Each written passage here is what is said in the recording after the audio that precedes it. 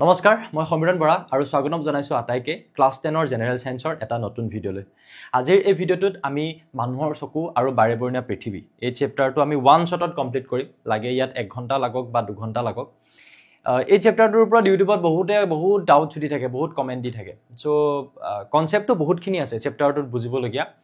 বহুতখিনি বস্তুৱে আছে সো এইটো এনেকুৱা এটা ভিডিঅ হ'ব যেটো ভিডিঅ চাই দিয়াৰ পাছত গোটেই চেপ্টাৰটোৰ ওপৰত তোমাৰ ধুনীয়া এটা কনসেপ্ট বনি যাব যিকোনো টাইপৰ কোৱেশ্চন আহিলে যাতে তুমি পাৰা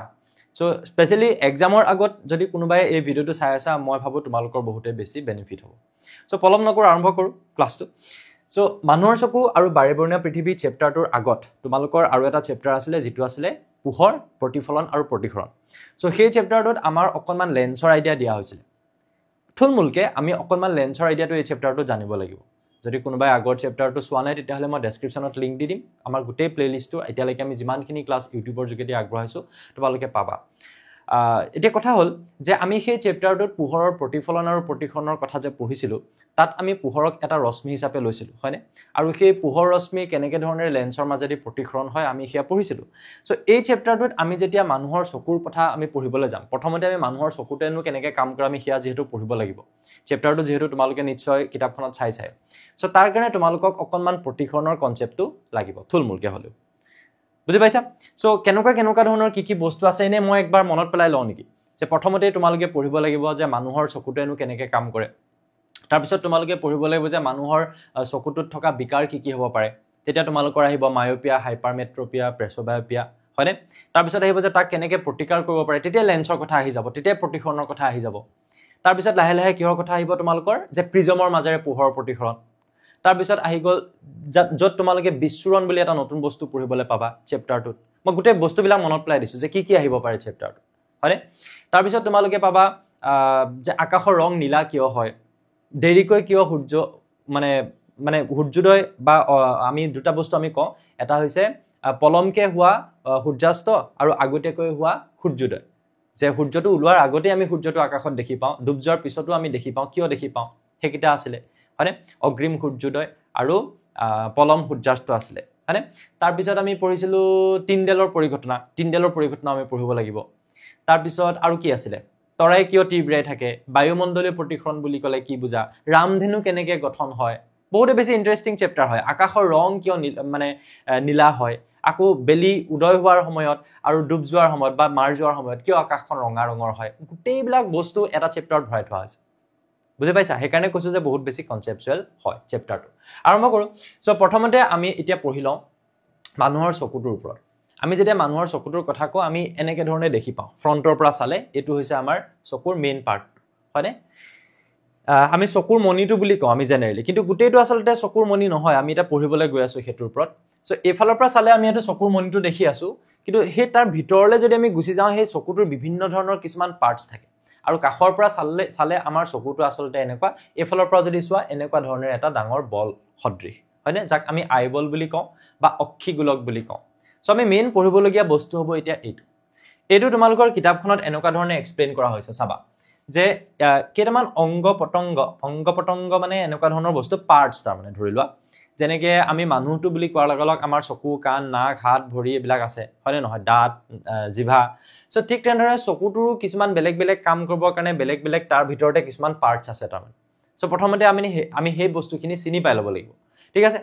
সো এই চিত্ৰটো এনেকে দেখিলেতো তোমালোকে বুজি নাপাবা সো হেকাৰণে মই তোমালোকৰ মুখৰ আগত আঁকি দিও কিয়নো বাৰে চিত্ৰটো আঁকিবলৈ আহিয়ে থাকে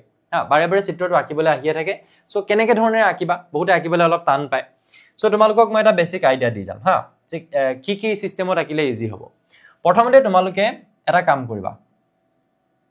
এইটো আঁকি ললা এইকণ অকনমান উফন্দি থাকিব এনেকুৱা ধৰণৰ হল এনেকে আঁকিবা বস হৈ গল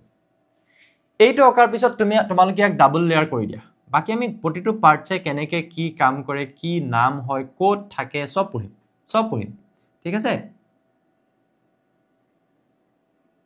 বস হৈ গল এতিয়া আমি কম যে পোহৰ ৰশ্মি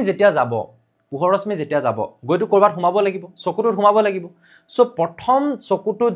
যেটো অংশয়দি সোমাব পোহৰ ৰশ্মি গৈ এফালে প্ৰথম যেটো অংশয়দি সোমাব সেই অংশটোৰ নামটো হৈছে কৰ্ণিয়া এটো চোৱা এটো যেটো কৰ্ণিয়া বুলি কোৱা হৈছে হেতু হৈছে এই অংশটো এটুক আমি কি বুলি কম কৰ্ণিয়া আমি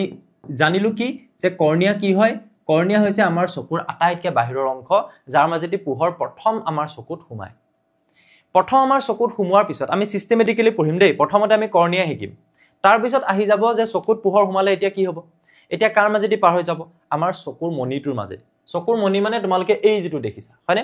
সো এতিয়া মই ইয়াতে আকিম তোমালোকৰ কাৰণে কি আকিম মই ইয়াতে চকুৰ মণিটো মই বেলেগ বেলেগ কালাৰ লৈ আকিলো তেতিয়া তোমালোকৰ বুজিবলে ভাল হ'ব হয়নে বাৰু সো মই কলো যে এইটো হৈছে আমাৰ চকুৰ মণিটো যত গৈ কি পৰিবগে এতিয়া পোহৰ ৰশ্মি গৈ পৰিবগে এতিয়া কথা হ'ল তোমালোকে কেতিয়াবা এনেকুৱা ধৰণৰ নিজে ফিল কৰি পাইছা না নাই পোৱা বাৰু যে যেতিয়া আমাৰ চকুত বহুত বেছিকে পোহৰ সোমায়হে আমি নিজে নিজে চকুটা মুঠ খাই যায় আৰু কমকে যেতিয়া পোহৰ থাকে আমি নিজে নিজে যেন ডাঙৰকে চকুটো মেলি চাব বিচাৰো কিয়নো যথেষ্ট পৰিমাণৰ পোহৰ যদি আমাৰ চকুত সোমাই নাযায় আমিতো দেখিয়ে নাপাম আৰু বহুত বেছি পৰিমাণৰ যদি পোহৰ সোমাই যায় তেতিয়া আমাৰ চকুকিটা বেয়া হৈ থাকিব তাৰ মানে আমাৰ এই চকুৰ যেটো মণিটো তোমালোকে যদি ভালকে চোৱা আন্ধাৰ ৰুম এটাত গলা গ্লাছ এখনৰ মুখত ৰৈ ললা লাইটটো অফ কৰি দিলা টৰ্চ লাইট এটা যদি চকুত মাৰি দিয়া দেখিবা নিজে নিজে চকুটো সৰু হৈ গৈছে এই মণিটো সৰু হৈ গৈছে কিয় বেছি পোহৰ সোমাই যাব বিচাৰিছে মণিটো নিজে নিজে সৰু হৈ গৈছে নিজকে এডজাস্ট কৰে যাতে বেছি পোহৰ সোমাই নষ্ট হৈ নাযাও আৰু যেতিয়া এনেকুৱা ধৰণৰ হ'ব যে তুমি কম পোহৰত হঠাৎ তুমি ৰুমটোৰ লাইটটো এবাৰ দি দিলা তেতিয়া তুমি দেখিবা যে এবাৰটো পোহৰ পৰিমাণ কমি গল তুমি টৰ্চ লাইটটো অফ কৰি দিলা হা তেতিয়া তুমি দেখিবা যে টৰ্চ লাইটটো অফ কৰি দিয়াৰ লগে লগে চকুৰ মণিটো আকৌ ডাঙৰ হৈ যাব তাৰ মানে এবাৰ পোহৰ কমি গৈছে যেতিয়া চকুৰ মণিটো ডাঙৰ হৈ যাব যাতে বেছি পোহৰ সোমাব পাৰে সো এই কামটো কৰি থাকিবৰ বাবে ইয়াত এটা বস্তু থাকে যেটো কোৱা হয় কি বুলি ইৰিছ সো ইৰিছটো তোমালোকেনো কেনেকৈ আঁকিবা সিম্পল তোমালোকে এনেকৈ আঁকি থলে হ'ব যে এইটো আৰু এইটো এটুক চকুৰ পটা বা আমি কি বুলি কওঁ ইৰিছ তাৰ কামটো কি হ'ল তাৰ কামটো হ'ল যে হি চকুৰ মণিটো কি কৰিব সৰু ডাঙৰ কৰিব কি কৰিব হি চকুৰ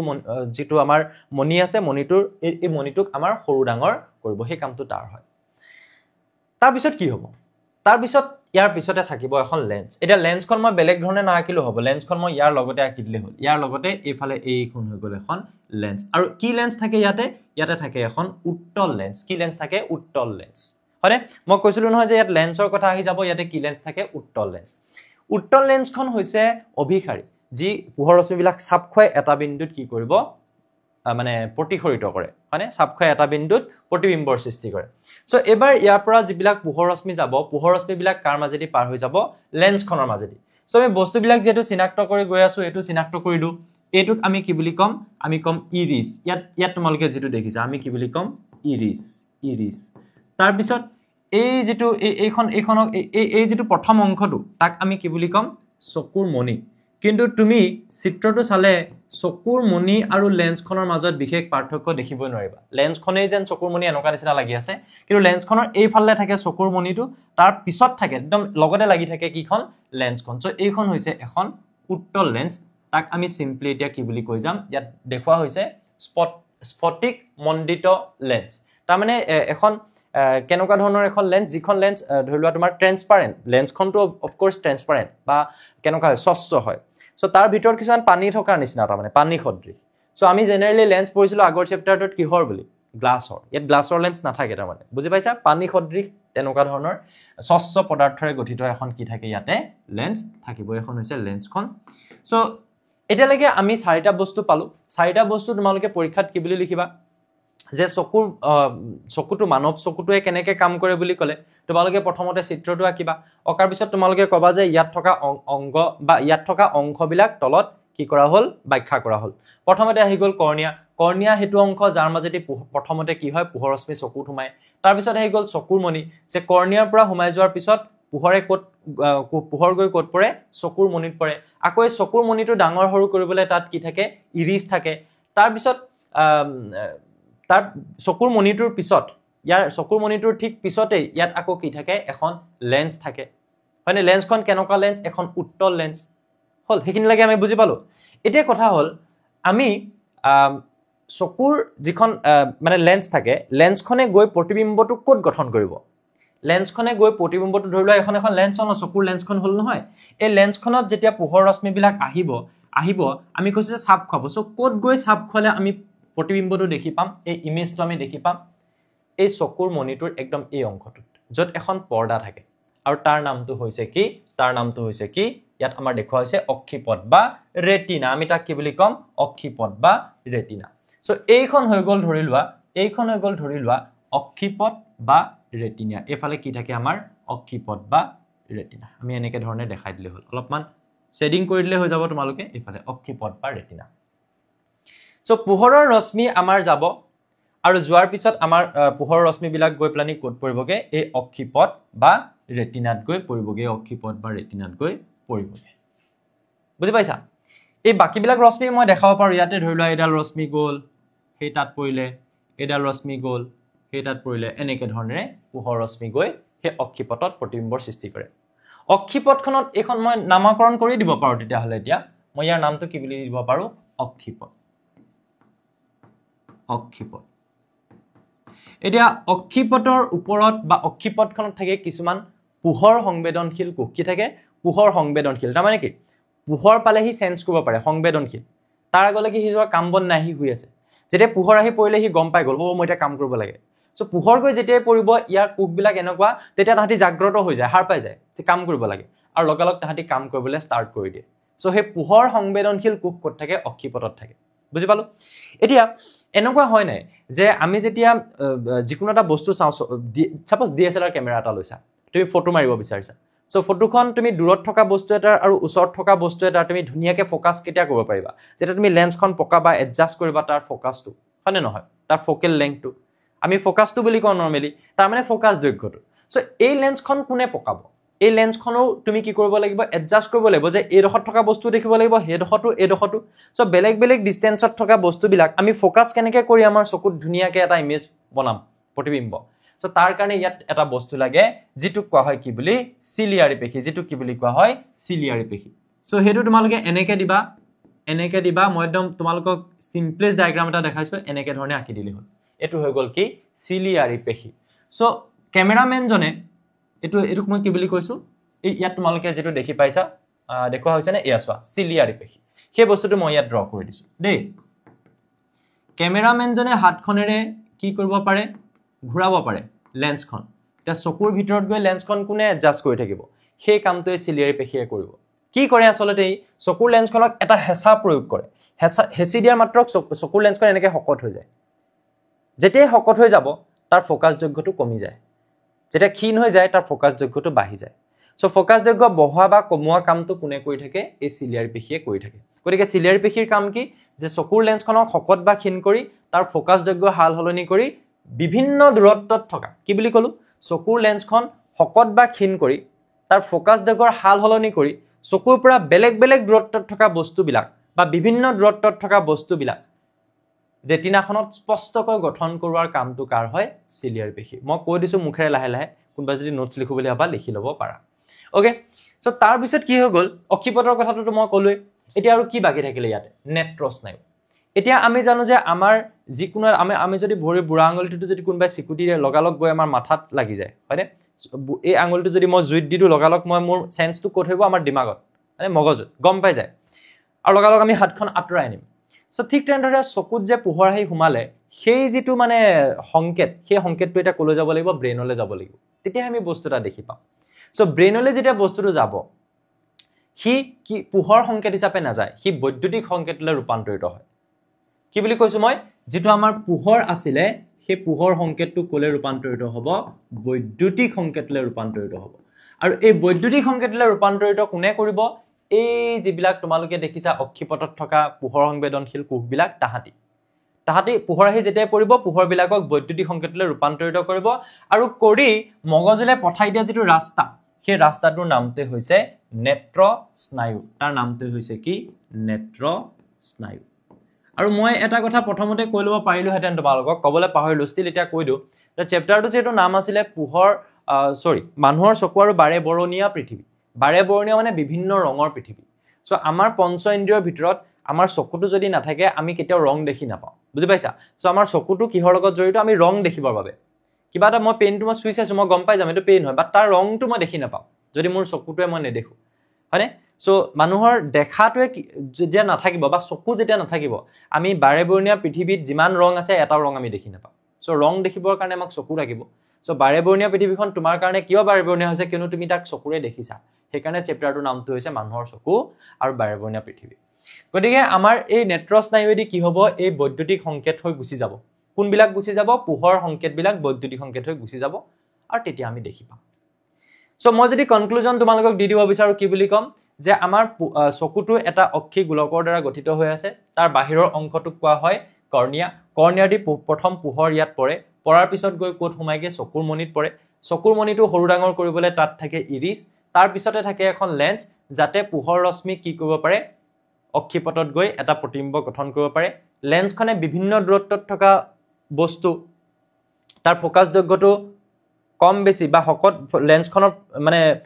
হকত বা ক্ষীণ কৰি তাৰ বিভিন্ন দূৰত্বত থকা বস্তু অক্ষিপটত গঠন কৰিবৰ বাবে তাত থাকে এটা পেশী যাৰ নাম হৈছে চিলিয়াৰী পেশী আৰু তাৰ পিছত লাষ্টত আমি কম কি যে এই অক্ষিপটখনত থাকে কিছুমান পোহৰ সংবেদনশীল কোষ যিবিলাকে বৈদ্যুতিক সংকেতলৈ ৰূপান্তৰিত কৰে পোহৰ সংকেতবিলাকক আৰু সেই বৈদ্যুতিক সংকেতবিলাক নেত্ৰ স্নায়ুদি যাব আৰু আমাৰ মগজুত পৰিলে আমি বস্তুটো দেখি পাম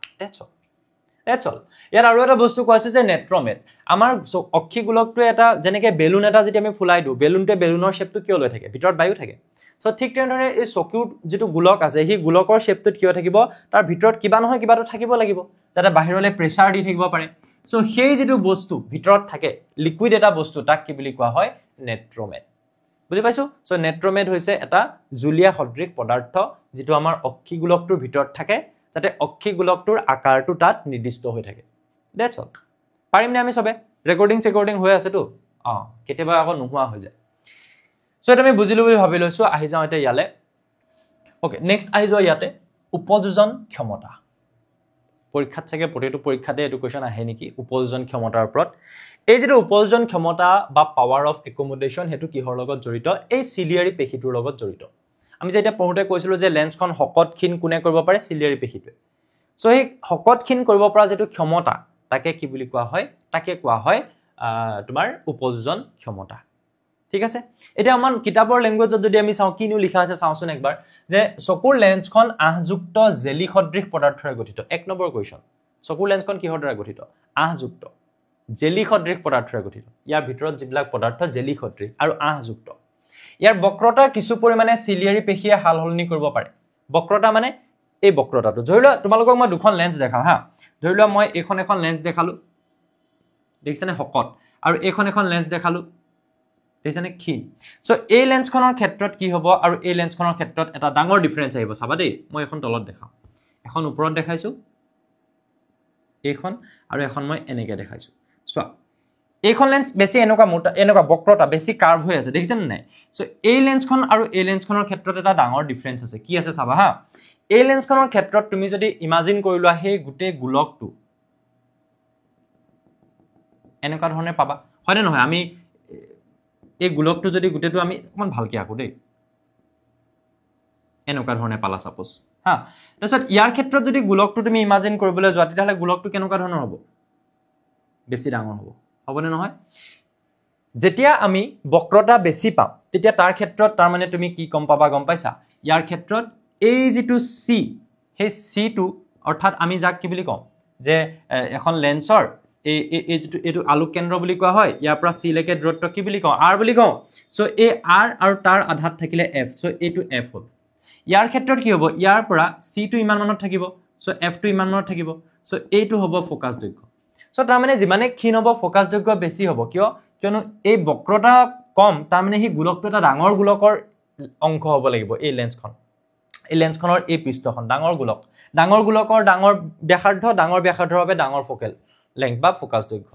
সো যেতিয়া লেন্সখন মানে হকত হৈ থাকে তাৰ বক্ৰতাটো বেছি হৈ থাকে তাৰ ফোকাস দৈৰ্ঘ্য কম হৈ থাকে আৰু যেতিয়া লেন্সখন ক্ষীণ হৈ যায় তাৰ ফোকাস দৈৰ্ঘ্যটো বাঢ়ি যায় দেই এই বস্তুটো ক্লিয়াৰ হৈ লোৱা সো এই বস্তুটো কোনে এডজাস্ট কৰি থাকে চিলিয়াৰী পেশীয়ে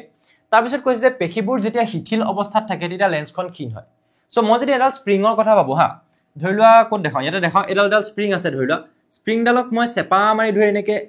যেতিয়া ৰাখিম এটো কোৱা হয় সংকোচন আৰু যেতিয়া মই টানি দিম এনেকুৱা ধৰণে ই যেতিয়া দীঘল হৈ যোৱাৰ নিচিনা লাগিব দেখাত শেপটো তাক কোৱা হয় কি বুলি প্ৰসাৰণ সো এই অৱস্থাটো ধৰিলোৱা শিথিল অৱস্থা যেতিয়ালৈকে না সংকোচন হৈছে না প্ৰসাৰণ হৈছে সেই শিথিল অৱস্থা মানে চিলিয়াৰী পেশীটোৱে না লেন্সখনক হেঁচা মাৰি ধৰিছে না টানিছে একো কৰা নাই শিথিল অৱস্থা যা চিলিয়াৰী পেশীটো আছে আৰু সেই অৱস্থাত লেন্সখন ক্ষীণ হৈ থাকে কৈছেনে যে এনে অৱস্থাত ইয়াৰ ফোকাস দৈৰ্ঘ্যটো বাঢ়ি যায় লেন্সখন যেতিয়া ক্ষীণ হৈ থাকে ফোকাস দৈৰ্ঘ্য বাঢ়ে ক্ষীণ লেন্সৰ ফোকাস দৈৰ্ঘ্য বেছি হয় ই আমাক দূৰৰ বস্তু স্পষ্টকৈ দেখাত সহায় কৰে কিয়নো ফোকাস দৈৰ্ঘ্য বাঢ়িছে মিন্স দূৰত আছে ফোকাসটো দূৰত হৈ আছে ক্যামেৰাটোত যদি তুমি দূৰত ফোকাসটো কৰিলা দূৰৰ বস্তুটো ভালকে ক্লিনকে উঠাব পাৰিবা ন সো আমাৰ চকুটোৰ ফোকাসটো এতিয়া দূৰত বনি আছে তাৰ মানে আমি দূৰৰ বস্তুটো স্পষ্টকৈ দেখিম কেতিয়া যেতিয়া চিলিয়াৰী পেশীটো শিথিল অৱস্থাত থাকিব চোৱা এবাৰ আমাৰ কোৱেশ্চন প্যাটাৰ্নবোৰ অলপ বেলেগ টাইপৰ হৈছে তোমালোকে গম পাইছা সো এনেকুৱা নহয় যে তোমালোকে একদম মুখস্থ কৰি যোৱা বস্তুটো আজিলৈকে যেনেকৈ আহিছিল যে চিলিয়াৰী পেশীয়ে মানে বা উপজন ক্ষমতা মানে কি তোমালোকে লিখি থোৱা যে চিলিয়াৰী পেশীয়ে চকু লেন্সখন শকতক্ষীণ কৰিব পৰা ক্ষমতাটোকে কোৱা হয় উপজন ক্ষমতা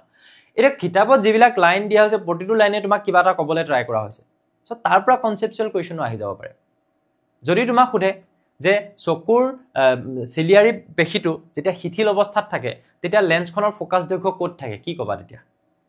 শিথিল অৱস্থাত যেতিয়া থাকে শিথিল অৱস্থাত থকা মানে লেন্সখনক হেঁচা মাৰি ধৰাই নাই সো লেন্সখন তেতিয়া ক্ষীণ হৈ থাকিব যেতিয়া শিথিল অৱস্থাত নাথাকিব সংকুচন হ'ব হেঁচা মাৰি ধৰিব লেন্সখন তেতিয়া শকত হৈ যাব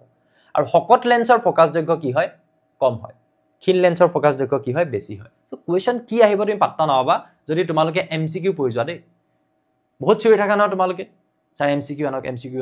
এমসিকিউ আমি লৈ আনিলো যেনিবা আমি ভিউজো পাম বহুত জানো এমসিকিউ আনিলে বহুত ভিউজো আহিব সবে হেতু দেখি ক্লিক কৰিব ভিডিওত বাট তোমালোকৰ বিশেষ লাভ নহব এনেকুৱা ভিতৰৰ পৰা তোমালোকৰ কোৱেশ্চন সুধিব এতিয়া কিন্তু পঢ়ি গলে যিবোৰ বস্তু একেবাৰে সহজ খৰচিমাৰি চেপ্টাৰটো যদি পঢ়ি যোৱা সেই কোৱেশ্চনটো যদি সুধিতে কি কৰিবা তাৰ পিছত কি কৈছে চোৱা যে শিথিল হৈ থকা অৱস্থাত আমি কোনবিলাক বস্তু স্পষ্টকৈ দেখা পাৰো অপচন আহি গল দূৰৰ বস্তু ওচৰৰ বস্তু কি লিখিবা তেতিয়া শিথিল হৈ থকা অৱস্থা মানে লেন্সখন ক্ষীণ হৈ থকা অৱস্থা ক্ষীণ লেন্সৰ ফোকাস দৈৰ্ঘ্য কি হয় দূৰত থাকে মুখস্থ কৰিলে পাহৰি যাবা কিয় দূৰত থাকে তুমি নিজে ভাবা বক্ৰতা কম হলে ডাঙৰকে গোলকটো আঁকিবা ফোকাস দৈৰ্ঘ্য দূৰত পৰি যাব সো তেতিয়া দূৰৰ বস্তু স্পষ্টকৈ দেখিবা তো বুজি পালে মুখস্থ কৰিব নালাগে হয় নে নহয় তাৰ পিছত কি কৈছে চাবা যেতিয়া তোমালোকে ওচৰৰ বস্তুবোৰ চোৱা তেতিয়া চিলিয়াৰী পেশীৰ সংকুচন ঘটে বস্তুটো ইয়াত আছিলে তুমি ওচৰলৈ আনি চালে এই চিলিয়াৰী পেশীটোৱে নিজে নিজে তুমি তাক একো কি দিব নালাগে একো তুমি মানে ক'ব নালাগে আৰু চিলিয়াৰী পেশীটোক যে তো সংকুচন হৈ যা কি নিজে নিজে হ'ব কি নিজে নিজে সংকুচন হৈ যাব আৰু লেন্সখন কি হৈ যাব এনেকুৱা লেন্সখন এনেকুৱা শকত হৈ যাব শকত লেন্সৰ ফোকাস দৈৰ্ঘ্য কম ওচৰৰ বস্তুটো ধুনীয়াকৈ তেতিয়া তুমি চাব পাৰিবা হেতুৱে কৈছে চোৱা যে ইয়াৰ ফলত চকুৰ লেন্সখনৰ বক্ৰতা কমে তাৰ মানে শকত হৈ যায় ইয়াৰ ফলত চকুৰ লেন্সখনৰ বক্ৰতা কমে বুলি ইয়াত কৈছে এই বস্তুটো অকমান আমাৰ ইয়াত ভুলকে কোৱা হৈছে ইয়াৰ ফলত চকুৰ লেন্সখনৰ আসলতে বক্ৰতা বাহে হ'ব লাগে কিয়নো ইয়াত আমাৰ কৈছে চোৱা যে পেশীবোৰ শিথিল অৱস্থাত লেন্সখন ক্ষীণ হয় মানে কি ক্ষীণ লেন্সৰ বক্ৰতাটো কি হ'ব ক্ষীণ লেন্সৰ বক্ৰতাটো বেছি হ'ব সো এনে অৱস্থাত ইয়াৰ ফোকাস দৈৰ্ঘ্য বাহে বেছি যেতিয়া বক্ৰতা হৈ থাকে বক্ৰতা যেতিয়া কমি থাকে শিথিল অৱস্থাত লেন্সখন ক্ষীণ হয় এনে অৱস্থাত ইয়াৰ ফোকাস দৈৰ্ঘ্য বাহে কিহৰ কাৰণে ফোকাস দৈৰ্ঘ্য বাহে বিকজ যেতিয়া লেন্সখন আমাৰ ক্ষীণ হ'ব ক্ষীণ লেন্সৰ ক্ষেত্ৰত বক্ৰতাটো কমে বক্ৰতা কমাৰ বাবে ফোকাস দৈৰ্ঘ্য বাহে এইটো বস্তু ইয়াত এই দূৰৰ বস্তু দেখাত সহায় কৰে ওকে কৈছে যেতিয়া তোমালোকে ওচৰৰ বস্তুবোৰ চোৱা তেতিয়া চিলিয়াৰী পেশীৰ সংকুচন ঘটে ইয়াৰ ফলত চকুৰ লেন্সখনৰ বক্ৰতা কমে এই বস্তুটো অকমান কিতাপখনত ভুলকে থাকিলে যে যেতিয়া চিলিয়াৰী পেশীৰ সংকুচন ঘটিব হেঁচা মাৰি ধৰিব লেন্সখনৰ কি হ'ব লেন্সখনৰ বক্ৰতা কমিব নে বাঢ়িব আসলে বাঢ়ি যায় লেন্সখনৰ বক্ৰতা মইতো চেক কৰিব লাগিব এনচিআৰটিখনতো কিবা ভুল থাকে নে মোৰ কিবা ভুল হৈছে মই চাব লাগিব এইটো তেতিয়া চকুৰ লেন্সখন শকত হয় বুলি কৈছে চকুৰ লেন্স যদি শকত হয় তাৰ বক্ৰতা কেনেকৈ কমিব বাঢ়িব এইটো ভুলকে আছে হয়নে তাৰপিছত কৈছে যে ফলত চকুৰ লেন্সৰ ফোকাস দৈৰ্ঘ্য বাঢ়ে এইটো ভুলকে আছে চকুৰ লেন্সৰ ফোকাস দৈৰ্ঘ্য বাঢ়িব নোৱাৰে ফোকাস দৈৰ্ঘ্য কমিব লাগিব তেতিয়াহে তুমি ওচৰৰ বস্তু দেখি পাবা তাৰপিছত কৈছে ই আমাক ওচৰৰ বস্তু স্পষ্টকৈ দেখাত সহায় কৰে ফোকাস দৈৰ্ঘ্য যদি বাঢ়ি যায় তুমি ওচৰৰ বস্তু কেনেকৈ স্পষ্টকৈ দেখিবা সো এখন এনচিআৰটিত মই ভুল ধৰিবলগীয়া বস্তু এটা ওলালে দেই আচৰিত কথা চকুৰ লেন্সখন ইয়াত কোনকেইটা বস্তু ভুল হৈ আছে মই মাৰ্ক কৰি দিওঁ তোমালোকে কাৰেক্ট কৰি ল'বা প্ৰথমটো হ'ল যে যেতিয়া তোমালোকে ওচৰৰ বস্তুবোৰ চোৱা তেতিয়া চিলিয়াৰী পেশীৰ সংকুচন ঘটে মানে চাপ খুৱাই ধৰে লেন্সখনক ইয়াৰ ফলত চকুৰ লেন্সখনৰ বক্ৰতা কমে নহয় বাঢ়ে বক্ৰতা বাঢ়িব আৰু তেতিয়া চকুৰ লেন্সখন শকত হয় এইটো ঠিকই আছে ফলত চকুৰ লেন্সখনৰ ফোকাস দৈৰ্ঘ্য বাঢ়ে নহয় কমে বক্ৰতাও বাঢ়িব ফোকাস দৈৰ্ঘ্য কমিব আৰু ই আমাক ওচৰৰ বস্তু স্পষ্টকৈ দেখাত সহায় কৰে ভুল আছে এইটো শুদ্ধ কৰিবা তাৰপিছত আহি যাবা ইয়ালে চকুৰ লেন্সৰ ফোকাস দৈৰ্ঘ্য পৰিৱৰ্তন কৰিব পৰা সামৰ্থক উপযোজন ক্ষমতা বোলে এইটো কোৱেশ্চনকে বাৰে বাৰে সুধি থাকে এক নম্বৰ কোৱেশ্চন যে উপযোজন ক্ষমতা মানে কি ফোকাস দৈৰ্ঘ্য হাল হলনি কৰিব পৰা ক্ষমতা কিন্তু এই খুপাৰ পৰা যদি কোৱেশ্চন সুধে তুমি এৰি থৈ আহিবা যদি ভালকে পঢ়ি নোযোৱা বুজিলা কিন্তু চকুৰ লেন্সৰ ফোকাস দৈৰ্ঘ্য এটা ন্যূনতম মানতকৈ কমাব নোৱাৰি ছপা কৰা পৃষ্ঠা এটা চকুৰ নিচে ওচৰত ৰাখি পঢ়িবলৈ চেষ্টা কৰা তোমালোকে অস্পষ্ট প্ৰতিবিম্ব দেখিবা অথবা চকুত ক্লেশ অনুভৱ কৰিবা এইখিনি বস্তুৰ পৰা আমাক মেইনলি এটা বস্তু ক'বলৈ বিচৰা হৈছে যে ন্যূনতম দূৰত্ব স্পষ্ট দৃষ্টিৰ ন্যূনতম দূৰত্ব আমি বস্তু এটা ওচৰলৈ আনি থাকিলে সংকোচন ঘটাই আছে ফোকাসযোগ্য ওচৰলৈ আনিবৰ বাবে ইমানো সংকোচন ঘটাব নোৱাৰে এই লেন্সখনক চিলিয়াৰী পেশীকেইটা ইমানো চপাই দিব নোৱাৰে যে 25 সেন্টিমিটাৰ ওচৰলৈ আহিলো আমি স্পষ্টকৈ দেখি পাম সো আমাক যে কোৱা হয় এটো কোৱেশ্চন আমাৰ আগতে কমন আছিল যে স্পষ্ট দৃষ্টিৰ ন্যূনতম দূৰত্ব কিমান তুমি কলা 25 সেন্টিমিটাৰ এবাৰ কোৱেশ্চন যদি এনেকৈ হুদে যে স্পষ্ট দৃষ্টিৰ ন্যূনতম দূৰত্ব 25 সেন্টিমিটাৰ এইটো চিলিয়াৰী পেশীৰ কোনটো ক্ষমতাৰ বাবে হয় এটা তুমি ক'ব লাগিব যে উপজন ক্ষমতা আৰু ভালকে যদি এক্সপ্লেইন কৰিবলৈ আহে কি কবা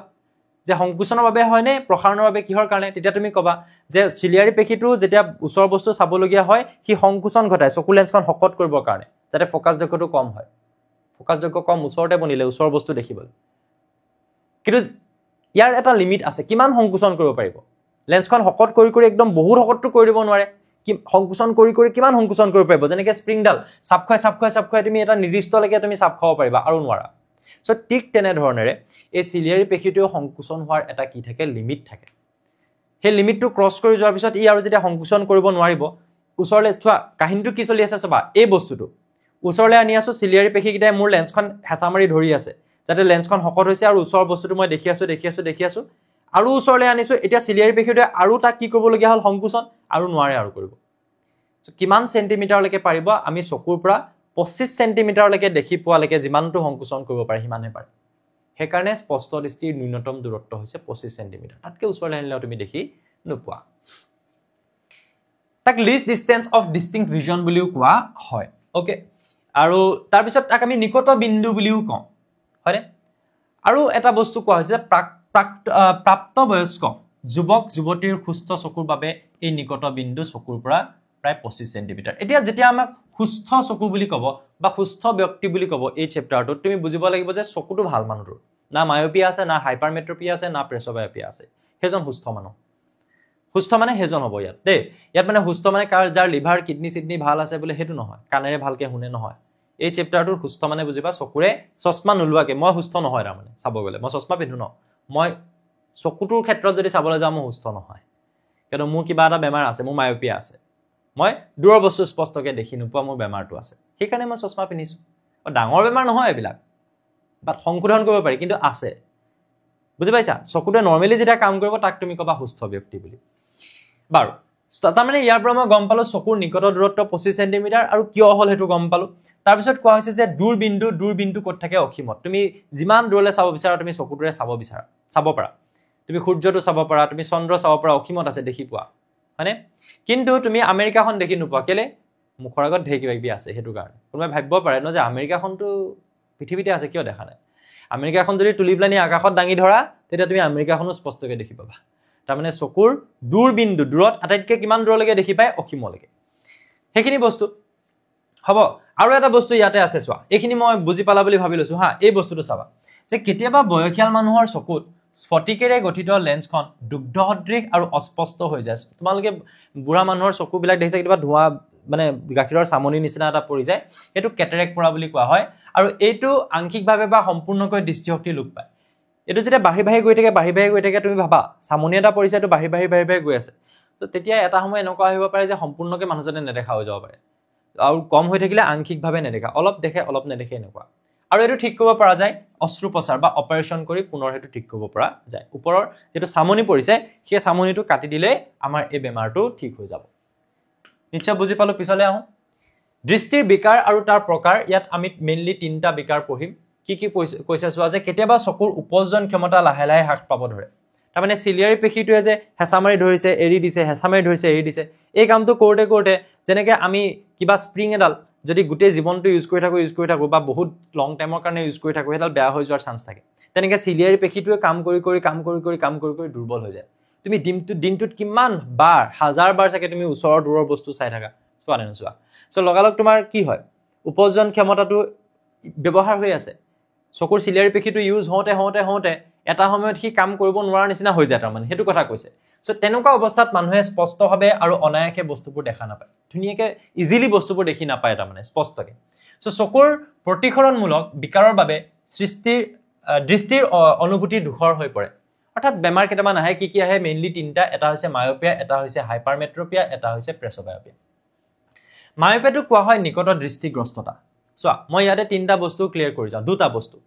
মায়োপিয়া নামটো হৈছে নিকট দৃষ্টিগ্ৰস্ততা চোৱা দুটা টাৰ্ম আছে এটা দৃষ্টিহীনতা এটা দৃষ্টিগ্ৰস্ততা মই যদি কওঁ দৃষ্টি ধুনীয়াকৈ লিখো এফালৰ পৰা লিখো দৃষ্টিহীনতা মানে নেদেখা সো গ্ৰস্ততা মানে দেখা সো যেতিয়া কৈছে নিকট মানে ওচৰৰ দৃষ্টিগ্ৰস্ততা মানে দেখা ওচৰটো দেখে সিম্পল কোটো নেদেখিব দূৰটো নেদেখিব সো মায়োপিয়া বুলি ক'লে আমাৰ শুনিয়ে এনেকুৱা লাগিছে নিকট দৃষ্টিগ্ৰস্ততা ওচৰটো নেদেখে নেকি গ্ৰস্ততা আছে সো ওচৰটো দেখে দূৰটো নেদেখে যেতিয়া হাইপাৰমেট্ৰোপিয়া কবা দূৰ দৃষ্টিগ্ৰস্ততা তাৰ মানে দূৰটো দেখি পায় দৃষ্টিহীনতা নহয় গ্ৰস্ততা তাৰ মানে ওচৰটো দেখি নাপায় এটো হৈছে মায়োপিয়া হাইপাৰমেট্ৰোপিয়া আৰু প্ৰেছবিয়োপিয়াটো কিহৰ বাবে হয় এটো জৰা দৃষ্টি বুলিও কোৱা হয় জানিব লাগে এটো আৰু কি বুলি কোৱা হয় জৰা দৃষ্টি সো কেতিয়াবা সুধিলে যে জৰা দৃষ্টি বুলিলে কি বুজা কনফিউজন লাগে এইটোৱে নাহিবা প্ৰেছবিয়োপিয়াটো হৈছে জৰা দৃষ্টি এটো মানুহৰ চিলিয়াৰী পেশীটোৰ উপজন ক্ষমতা যে কমি আহে তাৰ বাবে হয় এইগিটা কাৰণগিটা অলপমান বেলেগ টাইপ আমি পঢ়িম এতিয়া এটো ডাইৰেক্টলি আমি কিহৰ লগত জড়িত বুলি ক'ব পাৰো চিলিয়াৰী পেশীৰ লগত ঠিক আছে এটোৱে ওচৰৰ বস্তু ভালকে দেখাত সহায় মানে ওচৰৰ বস্তু দেখি পাতো অসুবিধা হ'ব দূৰৰ অসুবিধা হ'ব এটোত অকল দূৰৰ দেখি পাত এটো অকল ওচৰৰ দেখি পাত সো এইগিটাৰ বিষয়ে আমি এটা আলোচনা কৰিব লাগে কিতাপত দিয়া ডায়াগ্ৰামটো এনেকৈ আছে এটো কৈছে মায়োপিক চকুৰ দূৰবিন্দু আৰু এটো কৈছে মায়োপিক চকু আৰু এটো হৈছে মায়োপিয়া সংশোধনৰ চকু কথাটো কি কৈছে চোৱা মায়োপিক চকুৰ দূৰবিন্দু মানে মায়োপিয়াযুক্ত চকুৱে কি দেখি নাপায় দূৰৰ বস্তুটো স্পষ্টকৈ দেখি নাপায়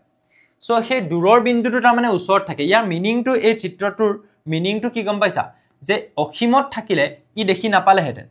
যেহেতু ইয়াৰ মায়োপিয়া আছে সি স্পষ্টকৈ দেখি পোৱা বুলি কেতিয়া বুজিবা যেতিয়া প্ৰতিবিম্বটো একদম ইয়াত গঠন হ'ব ইয়াতকে এইফালে বা ইয়াতকে এইফালে গঠন হ'লে বুজি পাবা বেমাৰ হৈ গৈছে সো যেতিয়া মই কম যে প্ৰতিবিম্ব ইয়াতে গঠন হোৱা তুমি দেখিছা কেতিয়া দেখিছা যেতিয়া দূৰবিন্দুটো ওচৰত আছে জেনেৰেলি দূৰবিন্দু ক'ত থাকিব লাগে অসীমত কিন্তু আছে ওচৰত অসীমত নহয় তাক আমি ওচৰলৈ আনিব লাগিব তেতিয়া হ'লে চশমা এযোৰ পিন্ধিব লাগিব সো এইটো কিয় মায়োপিক চকুৰ দূৰবিন্দু বুলি কিয় কৈছে তাৰ মানে দূৰবিন্দুটো অসীমত থাকে কিন্তু মায়োপিয়াযুক্ত এটা চকুৰ দূৰবিন্দু অসীমত নাথাকে এই অসীমৰটো ভালকে দেখি নাপায় তাক ওচৰলৈ আনিব লাগিব অসীমৰ বস্তুটো ওচৰলৈ কেনেকৈ আনিবা তাৰ প্ৰতিবিম্ব এটা তুমি গঠন কৰিব লাগিব ওচৰত তেতিয়া তুমি এই লেন্সখন পিন্ধিব লাগিব বুজি পালা সো হেতু হৈছে মায়োপিক চকুৰ দূৰবিন্দু এই চিত্ৰটো এটো বুজাইছে যে দূৰবিন্দুটো তাৰ অসীমত নাথাকে ওচৰত থাকে সেইকাৰণে ইয়াত এটা বিন্দু দেখাইছে সো নেক্সট যেটো আছে মায়োপিক চকু সো হেতু মই ইয়াত আঁকি দেখালে বেছি ভাল হ'ব এই চিত্ৰকিটা আঁকুতে তোমালোকে কি কৰিবা অক্ষী গোলকটো আঁকিবা এনেকে ধৰণে বাকিবোৰ আঁকি থাকিবলৈ কোনো দৰকাৰ নাই আৰু তোমালোকে লেন্সখন আঁকিবা কিয়নো এই বেমাৰটো দুটা কাৰণতে হ'ব পাৰে অক্ষী গোলকটোৰ বাবে আৰু লেন্সখনৰ বাবে সেই কাৰণকিটা আঁকিলে হ'ল যেতিয়া কি হ'ব অসীমৰ বস্তু চাবা চোৱা মায়োপিয়াগ্ৰস্ত চকুৰ কথা যেতিয়া তুমি পাতিবলৈ যাবা তেতিয়া তুমি অসীমত থকা বস্তুৰ কথাই পাতিবা কিয়নো তুমি দূৰৰ বস্তুহে দেখি নোপোৱা সো দূৰৰ পৰা পোহৰৰ ৰশ্মি সাপোজ আহিছে এনেকে ধৰণেৰে এয়া হৈছে পোহৰ ৰশ্মি দূৰৰ পৰা আহিছে দেই দূৰৰ পৰা আহিছে অসীমৰ পৰা আহিছে হা পোহৰ ৰশ্মি আহিছে আহি যেতিয়া চকুত পৰিব প্ৰতিবিম্ব কোড গঠন হলে আমি দেখি পাওঁ ৰেটিনাত কিন্তু হি আগতে গঠন কৰি দিয়ে কোড কটাকটি কৰিলে ভালকে চোৱা ৰেটিনাত পৰাৰ আগতেই কটাকটি কৰি দিলে ইয়াত সো এটা আমি স্পষ্টকৈ দেখি নাপাওঁ কেলে কিয়নো তোমাৰ ৰেটিনাতহে আছে পোহৰ সংবেদনশীল কোষ সেই কোষখিনে গমেই পোৱা নাই সো এটা বস্তু তুমি টেকনিক্যালি মনত ৰাখিব পাৰা যে মায়োপিয়া যেতিয়া হ'ব তেতিয়া হলে দূৰবিন্দুটো ৰেটিনাত গঠন নহয় কোড গঠন হ'ব ৰেটিনাৰ আগত ওচৰতেই গঠন হৈ যায় মায়োপিয়াত ওচৰতে গঠন হৈ যায় তাৰমানে হাইপাৰমেট্ৰোপিয়া দিয়াৰ বাহিৰত গঠন হ'ব সো মই কৈয়ে যাওঁ বেছি দীঘলীয়াটো আমি কৰিব নোৱাৰো ওৱান শ্বটটোত যে ইয়াত দুটা কাৰণত হ'ব পাৰে প্ৰথম কথা ইয়াত লেন্সখনৰ যেটো ফোকাস দৈৰ্ঘ্য সেই ফোকাস দৈৰ্ঘ্যটো লগাতকে কম হ'ব পাৰে সেইকাৰণে ওচৰতে গঠন কৰি দিলে যিমান দূৰত নি ফোকাস কৰিব লাগিছিলে পৰা নাই ওচৰতে ফোকাস কৰি দিছে সেকেন্ড আৰু এটা বস্তু হ'ব পাৰে যে এই যেটো চকুৰ অক্ষী গোলকটো লগাতকে বেছি ডাঙৰ ধৰিলা অক্ষী গোলকটো ইমানটো হ'ব লাগিছিলে আৰু অক্ষী গোলকটো হৈ আছে ইমানটো সো সৰি লগাতকে বেছি আমি কি বুলি ক'ব লাগিব ডাঙৰ ঠিক আছে অক্ষী গোলকটো ইমানটো হ'ব লাগিছিলে কিন্তু হৈ আছে ইমানটো ঠিকে কৈছো সো তাৰ ক্ষেত্ৰত কি হ'ব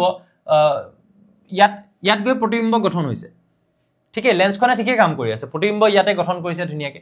কিন্তু অক্ষী গোলকটো ডাঙৰ হোৱাৰ বাবে ইয়াৰ ৰেটিনাখন ইয়াত নাথাকি ইয়ালে গুচি গৈছে কথাটো বুজি পাইছা নাই পোৱা ৰেটিনাখন আসলতে থাকিব লাগিছিলে সাপোজ ইয়াতে অক্ষী গোলকটোৰ আকাৰটো ইমানেই হ'ব লাগিছিলে সো ডাঙৰ হৈ যোৱাৰ কাৰণে পিছলৈ গুচি গ'ল যাৰ বাবে ৰেটিনাত পৰা নাই আৰু তাৰ বাবে তুমি দেখি নাপাব পাৰা সো দুটা কাৰণত হ'ব পাৰে অক্ষী গোলকৰ আকাৰ যদি ডাঙৰ হয় আৰু সেকেন্ড পইণ্টটো মই কি ক'লো যদি লেন্সখনৰ ফোকাস দৈৰ্ঘ্যটো লগাতকৈ কম হয় ওচৰতে ফোকাস কৰি দিলে সেই দূৰত নি কৰিবই নোৱাৰিলে বুজি পালা সো তাক নাইকিয়া কৰিবৰ বাবে আমি কি কৰিব লাগিব ইয়াত এখন অৱতল লেন্স এটা অৱতল লেন্স কিয় ব্যৱহাৰ কৰিবা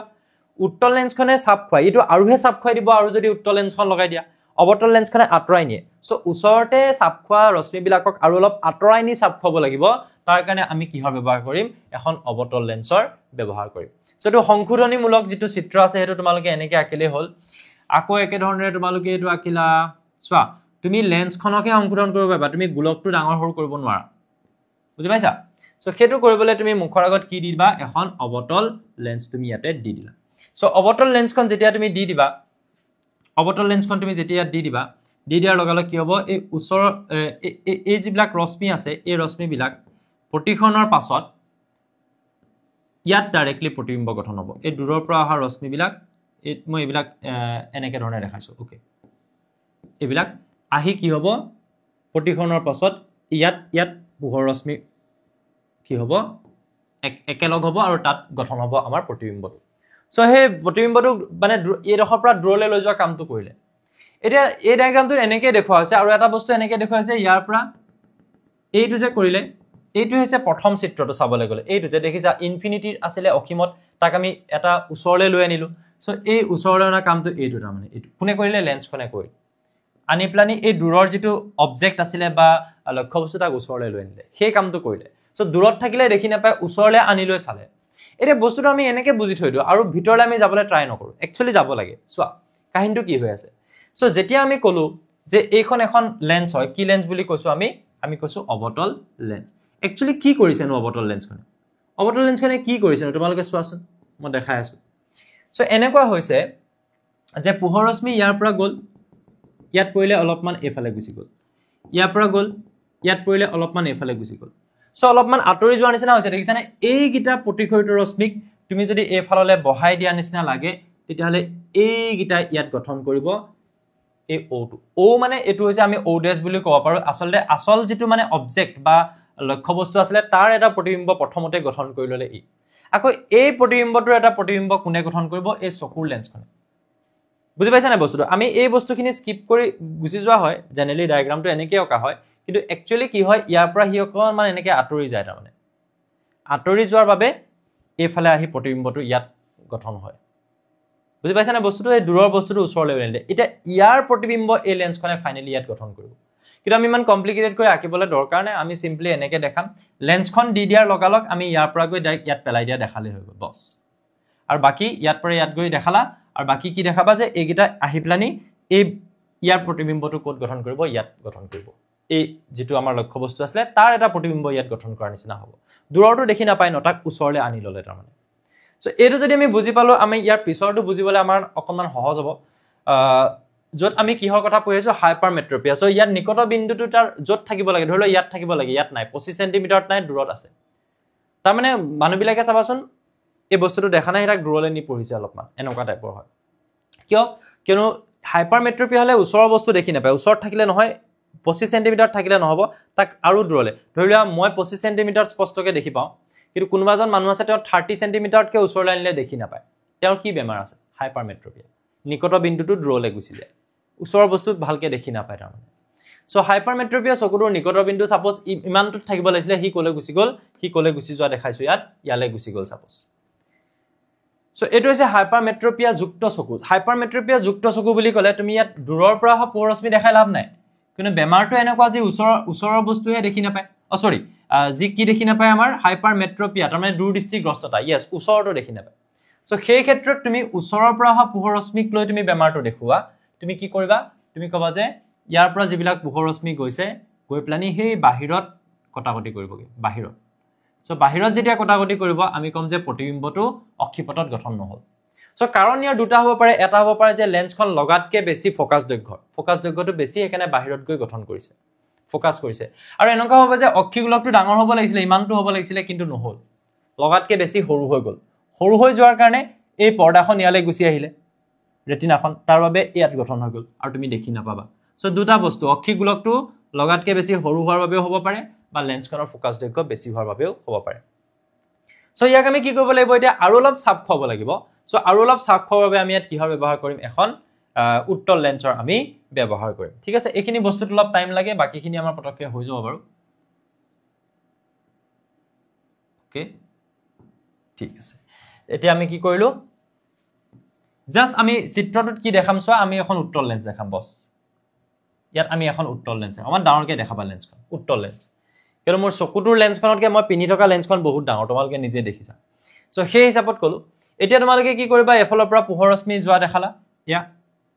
পোহৰ ৰশ্মি গল এই লেন্সখন দি দিয়াৰ মাত্ৰ ডাইৰেক্ট ইয়াত গঠন হোৱা দেখাই দিলে হৈ যাব বস সিমানটোই কথা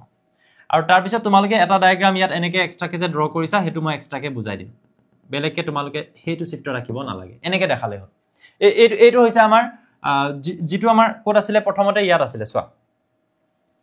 ই কি কৰিব পাৰে ই ওচৰৰ যেটো নিকট যেটো বিন্দু এইটো n মানে কি যেটো নিয়াৰ পইণ্ট মানে ওচৰ বস্তু দেখি নাপায় সো এই বস্তুটোক তাৰ মানে হি তালে নি চাইছে কথাটো বুজি পাইছানে এই যেটো আমাৰ ওচৰত যেটো বস্তু আছিল তাক কলৈ লৈ গল ইয়ালে লৈ গল এটুক মই n ডেশ বুলি দিলো এটো n ওচৰ বস্তুটো কি দূৰলৈ লৈ যোৱা কামটো কোনে কৰিলে লেন্সখনে কৰিলে কেনেকে কৰিলে যদি তুমি বুজিবলৈ যোৱা মই তলত দেখাই দিও এই লেন্সখন যেটা তুমি ইয়াত দি দিলা কাহিনীটো এনেকুৱা হ'ল যে ওচৰৰ পৰা যেটো বস্তু ইয়াৰ পৰা যেতিয়া পোহৰ ৰশ্মি গল যোৱাৰ পিছত এই লেন্সখনে কি কৰিব অকমান চাপ খুৱাই দিব এইখনেটো চাপ খাবলৈ আছে ই অলপমান চাপ খুৱাই দিব একচুয়ালি ইমানটো এনেকে নহয় এনেকুৱা ধৰণৰ হ'ব চোৱা সিধা সিধি এনেকে গুছি যাব লাগিছিল ন কিন্তু এই লেন্সখনে অকমান এনেকে লৈ গল সিধা সিধি এনেকে গুছি যাব লাগিছিল ন এই লেন্সখনে অকমান এনেকে লৈ গল সো সেই গিটাক যদি তুমি এনেকে চাপ খুৱাই দিয়া বিন্দু গিটাক যদি ফলে বহাই দিয়া এফালে যদি বহাই দিয়া মই বেলেগ এটা কালাৰ লৈ দেখাও এনেকে গুছি গৈছিলে তাক যদি তুমি বহাই দিয়া এইটো চোৱা তাক যদি তুমি বহাই দিয়া এইটো চোৱা এইটো তাৰমানে এইটো হৈছে n আৰু এইটো আছিল n ডেশ বুজি পালানে সো এই লেন্সখনে যেতিয়া একবাৰ তাক অলপ চাপ খুৱাই দিব সেই ৰশ্মি গিটাৰ কাৰণে ইয়াত আকৌ এটা প্ৰতিবিম্ব গঠন হ'ব সো এইটো কি প্ৰতিবিম্ব আসল যেটো আমাৰ বস্তু আছিল অবজেক্ট বা যেটো আমাৰ কি আছিল লক্ষ্য বস্তু তাক দূৰলে প্ৰথমতে নিলৱা নিচিনা কৰিলে তাৰমানে চশমা জুৰে আৰু সেই দূৰৰ বস্তুটোৰ প্ৰতিবিম্ব এই লেন্সখনে গঠন কৰা নিচিনা হ'ল বুজি পালো নেক্সট কি আছে চাবা নেক্সটটো আছে প্ৰেছবায়োপিয়া সো প্ৰেছবায়োপিয়া কি হয় যে বয়সৰ লগে লগে আমাৰ কি হয় চকুৰ উপজন ক্ষমতা মই কৈছো না কাম কৰোতে হি ভাগৰি যায় চিলিয়াৰ পেশীটো আৰু তেতিয়া কি হয় হৰসংখ্যক মানুহৰ নিকট বিন্দুটো ক্ৰমান্বয়ে দূৰলৈ যায় নিকট বিন্দু ইয়াত আছিল দূৰলৈ গুছি গল আৰু স্যাৰ এটোটো আমাৰ হাইপাৰমেট্ৰোপিয়া আছিল ইয়াত নিকট বিন্দুটো দূৰলৈ যায় কিন্তু তেখেতৰ বেমাৰটো মেইনলি কিহৰ বাবে হৈছে চিলিয়াৰী পেশীৰ কাৰণে হৈছে কথা বুজি পাইছা চিলিয়াৰী পেশীৰ কাৰণে হৈছে আগৰ বেমাৰটো চিলিয়াৰী পেশীৰ কাৰণে নাছিল আগৰ বেমাৰটো আমি কিহৰ কাৰণে কৈছিল যে আই বলটো লগাতকে বেছি সৰু আছিল বা চকুৰ লেন্সখনৰ ফোকাস যোগ্যটো লগাতকে বেছি ডাঙৰ আছিল মানে লগাতকে বেছি আছিল এই দুটা বস্তু আমি কৈছিলো যেতিয়া আমাৰ উপজন ক্ষমতা কমি যায় আমি সবা বুঢ়া মানুহবিলাকে বা আমাৰ ককাহতে যেতিয়া পেপাৰ পঢ়ে নেকি দূৰলৈ নি প্লানি পঢ়ে তাৰমানে সেই বস্তুটোৱে যে ওচৰত ৰাখিলে তেওঁ নেদেখে ওচৰ বস্তুটো দূৰলৈ গুছি যায় হয়নে নিকট বিন্দুটো সো তেতিয়া সংশোধনীমূলক চশমা নহলে নিকটৱৰ্তী বস্তুবোৰ স্পষ্টকৈ আৰু অনায়াসে চোৱাত অসুবিধা পায় আৰু ইয়াকে প্ৰেছবায়োপিয়া বুলি কোৱা হয় সো এইটো কিহৰ বাবে হয় চিলিয়াৰী পেশীৰ বাবে হয় উপজন ক্ষমতা যেতিয়া কমি আহে আৰু চিলিয়াৰী পেশীবোৰ যেতিয়া দুৰ্বল হৈ পৰে চকুৰ লেন্সখনৰ নমনীয়তা কমি গলে এই বিকাৰ হয় চকুৰ লেন্সখনৰ নমনীয়তা মানে কি চকুৰ লেন্সখন আহযুক্ত আছিল বুলি পঢ়িছা চকুৰ লেন্সখন যেতিয়া হকতখিন হৈ থাকিব এটো হৈ থাকোতে এটা সময়ত গৈ হি মানে কাম কৰিব নোৱাৰা নিচিনা হৈ যায় যেতিয়া তোমালোকে কি কৰা ৰুটি বেলুতে আটাত পানীটো জুখৰ থাকিব লাগিব তেতিয়াহে আটাটো মঠি ভাল লাগে আৰু ৰুটিটো ধুনিয়াকে বেল খাই চেপেটা হৈ যায় যদি টান হৈ থাকে তুমি পাৰিবা জানো নোৱাৰিবা ন শেপ দিব তেনেকে ধৰণে লেন্সখন টান নিচিনা হৈ যায় তাৰমানে নমনীয়তাটো নোহোৱা হৈ যায় সেই তেতিয়া এই বিকাৰটো হয় আৰু এনে মানুহক সাধাৰণতে ডি ফোকাস যুক্ত লেন্সৰ আৱশ্যক হয় সো এইজো চশমা এনেকুৱা ধৰণৰ তোমালোকে দেখিছা যত ইয়াতে আকৌ এনেকে ধৰণে থাকে এই অংশটোৱে উত্তল আৰু এই বাকি অংশটোৱে অৱতলৰ কাম কৰে কৈছে যে দুইবিধ লেন্সে থাকে ইয়াৰ ওপৰৰ অংশটোক অৱতল লেন্স এটো আৰু দূৰৰ বস্তু চোৱাত সুবিধা হয় দূৰৰ বস্তু স্পষ্টকৈ দেখা নাপায় ওচৰ বস্তু স্পষ্টকৈ দেখা নাপায় এটো বেমাৰ আৰু তলৰ অংশটো এখন উত্তল লেন্স এটো উত্তল লেন্স আৰু ইয়াক ওচৰ বস্তু চোৱাত সুবিধা হয় উত্তল লেন্সে ওচৰ বস্তু চোৱাত সুবিধা কৰে কিন্তু তোমালোকে পাইছিলা ন যে উত্তল লেন্স ব্যৱহাৰ কৰো হাইপাৰমেট্ৰোপিয়া যাতে আমি ওচৰ বস্তুবোৰ স্পষ্টকৈ দেখি পাওঁ অৱতল লেন্স ব্যৱহাৰ কৰো মায়োপিয়াত নিকট দৃষ্টিগ্ৰস্ততা ওচৰটো দেখে দূৰটো নেদেখে সো দূৰটো যাতে স্পষ্টকৈ দেখি পাওঁ সো দূৰৰ স্পষ্টকৈ দেখিবলৈ এই অংশটো অৱতল আৰু এই অংশকিটা হৈছে কি উত্তল বুজি পালো আজিকালি প্ৰতিখৰমূলক বিকাৰবোৰ স্পৰ্শ লেন্স বা কন্টেক্ট লেন্সৰ বা শল্য চিকিৎসাৰ যোগে সংশোধন কৰাটো সম্ভৱ হৈছে সো এটুক কোৱা হয় সাৰ্জিক্যাল ইন্টাৰভেনশনছ তোমালোকে লেজাৰ শুনিছা চাগে সো লেজাৰ ট্ৰিটমেন্টৰ দ্বাৰাও আজিকালি চশমা নিপিন্ধাকেও বা এই লেন্স নিপিন্ধাকেও ডাইৰেক্ট চকুতে লেন্স পিন্ধি কন্টেক্ট লেন্স বুলি কোৱা হয় এইবিলাক পিন্ধিও মানুহে কি কৰিব পাৰে এইবিলাক বিকাৰ নোহোৱা কৰিব পাৰে তাৰপিছত অকনমান আগবাঢ়ো চকুৰ উপজন ক্ষমতা কি অলৰেডি তোমালোকে গম পালা মায়োপাযুক্ত চকু থকা এজন মানুহে 1.2 মিটাৰতকৈ বেছি দূৰৰ বস্তু স্পষ্টকৈ দেখা নাপায় যথোচিত দৃষ্টি ঘূৰাই আনিবলৈ কেনে ধৰণৰ লেন্স ব্যৱহাৰ কৰিব লাগিব কি বুলি কৈছে মায়োপিয়াগ্ৰস্ত চকু ইমানতকৈ দূৰৰ বস্তু দেখি নাপায় তো কি লেন্স ব্যৱহাৰ কৰিবা সো মায়োপিয়া বুলি যদি কৈ দিছে কিমান দূৰৰ বাদ দিয়া তুমি মায়োপিয়া বুলি কৈছে তো সো কি লেন্স ব্যৱহাৰ কৰিবা অবতল মায়োপিয়া বুলি কোৱাৰ লগে লগে কি লেন্স ব্যৱহাৰ কৰিবা অবতল নেক্সট কি কোৱা হৈছে স্বাভাৱিক দৃষ্টিৰ এজন মানুহৰ বাবে দূৰবিন্দু আৰু নিকট বিন্দু কি দূৰবিন্দু 25 অসীম আৰু নিকট বিন্দু 25 সেন্টিমিটাৰ ছাত্ৰ এজনে শেষৰ বেঞ্চত বহিলে বোৰ্ডখন চোৱাত অসুবিধা পায় ল'ৰাজনে ভোগা বিকাৰটো কি হ'ব পাৰে শেষৰ বেঞ্চত বহি দূৰৰ পৰাহে চাব তাৰমানে দূৰৰ বস্তু স্পষ্টকৈ দেখি নাপায় বোৰ্ডখন দেখাত অসুবিধা হয় দূৰৰ বস্তু দেখি নোপোৱাটো কি বুলি কোৱা হয় নিকট দৃষ্টিগ্ৰস্ততা তাৰমানে ওচৰটো দেখে হীনতা নহয় সো দৃষ্টিহীনতা নহয় তাৰমানে নিকট দৃষ্টিগ্ৰস্ততা আছে দূৰটো ভালকে নেদেখে দূৰ দৃষ্টিহীনতা আছে তাৰমানে তো চাবলৈ গলে সো এটুক কোৱা হ'ব কি বুলি যে লাষ্টৰ বেঞ্চত বহি দেখা নাপায় তাৰমানে দূৰৰ বস্তু দেখা নাপায় সো কি বিকাৰ এটো হৈছে হাইপাৰমেট্ৰপিয়া আৰু ইয়াৰ সংশোধন কেনেকৈ কৰিব পাৰিবা উত্তল লেন্স ব্যৱহাৰ কৰি সিম্পল একদম ইজি তাৰপিছত আহি যোৱা ইয়ালে কৈছে যে প্ৰিজমৰ মাজেৰে পোহৰৰ প্ৰতিফলন ৰিফ্ৰেকশন অফ লাইট বগা পোহৰ যেতিয়া প্ৰিজমৰ মাজেদি পাৰ হৈ যায় বগা পোহৰত 7টা ৰং থাকে কি 7টা ৰঙলৈ ভাগ হৈ যায়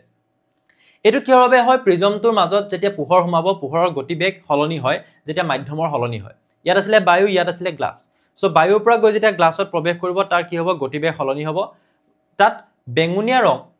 তোমালোকে জানা চাগে ভিবজিওৰ বেগহনি হেহা হুৰ বুলি কোৱা হয় কি বুলি কোৱা হয় তোমালোকে জানা কি বুলি কোৱা হয় ভিবজিওৰ VIBGYOR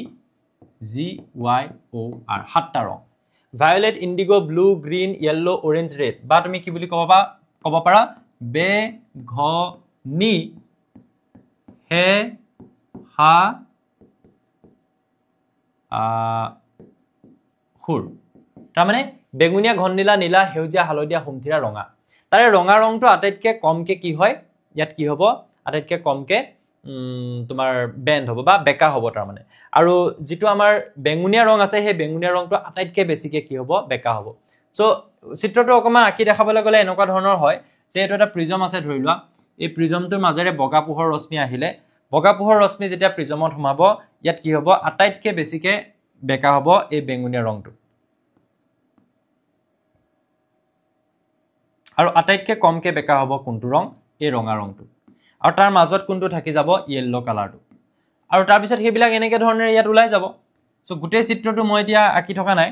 মই এটো ৰিভিজন বুলি ধৰি লৈছো তোমালোকে পঢ়া বস্তুবিলাক জাস্ট মই এবাৰ ভালকে মনত পেলাই দিছো হা এনেকুৱা ধৰণৰ হ'ব সো এই যেটো পৰিঘটনা যে প্ৰিজমৰ মাজেৰে সূৰ্যৰ বগা পোহৰ পাৰ হৈ গলে 7টা ৰঙত যে